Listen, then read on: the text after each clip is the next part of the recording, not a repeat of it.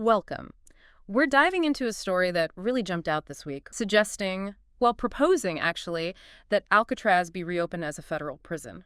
Yeah, it's quite something. Alcatraz, it has this huge, almost mythical status. So hearing it proposed for reopening via a Truth Social post on Sunday, that definitely gets your attention. It really does. It feels almost like something out of a political thriller. Mm-hmm. So let's break down what was actually in that initial post. He apparently directed the Bureau of Prisons, DOJ, FBI, Homeland Security, quite a list, Yes, the key agencies. to start working on rebuilding and reopening Alcatraz. And the stated purpose for, and I'm quoting here, America's most ruthless and violent offender. Right. And the language around it is very specific. It's framed as being about restoring law and order. The post claimed the U.S. is held hostage by criminals, thugs, and judges afraid to do their jobs. Strong words. It paints a picture of crisis needing a strong response. Exactly. It sets up this narrative where reopening Alcatraz becomes this powerful, symbolic act. He even called it a symbol of law, order, and justice, with justice in all caps. That capitalization, yeah, it definitely makes a statement. But then, just a few hours later, things seem to shift a little. Well, yeah. Speaking to reporters back at the White House, he described it more as just an idea. Just an idea. That sounds different. Less like a directive. It does. And he linked it then to frustration with what he called radicalized judges and also concerns about the number of trials for undocumented immigrants. He even mentioned millions of trials. Okay, so that's interesting. The first message was clearly about, violent criminals. The later comment brings in judges and immigration. Right.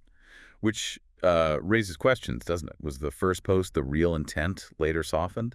Or was it always more of maybe a trial balloon linked to these broader frustrations? What do you think this tells us about the strategy here? Is it hitting multiple points at once? It could be. I mean, the violent offenders angle plays to that classic tough-on-crime sentiment.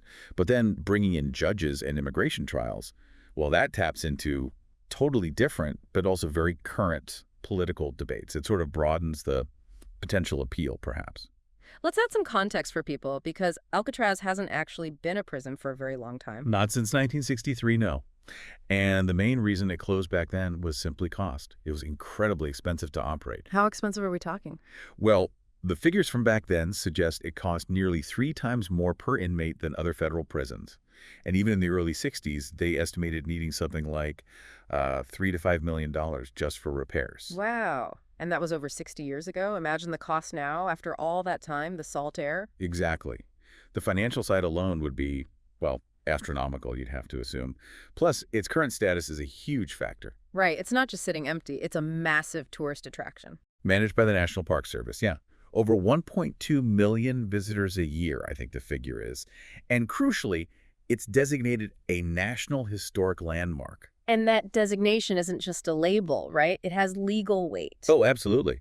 It means you can't just, decide to change its fundamental use easily.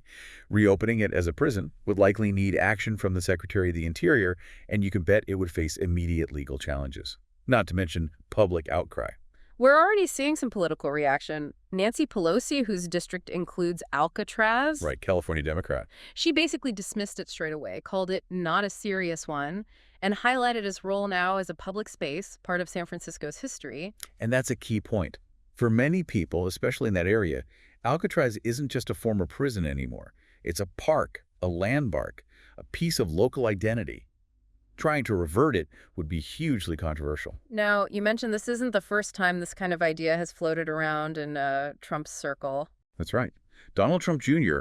apparently suggested reopening it on social media. I think it was on X back in 2025. This was after his father's second inauguration. Okay. And it came up alongside some discussion about an executive order related to sending certain migrants to Guantanamo Bay. So there's a bit of history there, Yeah. linking the idea perhaps to detention beyond just typical federal inmates. So that earlier mention, connecting it potentially to Guantanamo and migrant detention, does that color how we should view this current proposal? Well, it adds another layer, I think. While the current talk is about ruthless and violent offenders, that past context suggests the idea of Alcatraz as some kind of special detention facility, maybe for immigration or national security cases, has been in the mix before. So the big question hanging over this story as it develops is this just signaling, a symbolic move to look tough on crime, tough on immigration, or is there a real concrete intention to actually try and reopen the rock? Right now, given the lack of any, formal plans announced by the relevant agencies, Interior Bureau of Prisons, it leans towards the symbolic. That's a very potent image, Alcatraz. It speaks to a certain idea of inescapable justice, maybe tapping into public anxiety. But even if it doesn't actually happen, the proposal itself has certainly kicked off some important conversations again, hasn't it? Definitely. It brings immigration policy, debates about incarceration, the role of the judiciary, and the scope of executive power right back to the forefront. And it fits, you could argue, with a broader administration focus we've seen on immigration enforcement and perhaps a more assertive stance on criminal justice generally. Yes, it aligns with that narrative, even just suggesting it reinforces that overall message, regardless of the practicalities. So when you think about Alcatraz, its history as a military fort, then the infamous prison years, and now this incredibly popular park and landmark, what does this whole idea, this proposal to potentially reopen it, tell us? What does it say about how we as a society view crime, punishment, and even these powerful national symbols today? That's really the core question, isn't it? It forces us to confront how we balance history, public access, symbolism, and the very real, very difficult challenges of the justice system. It's a debate that encapsulates a lot of current tensions.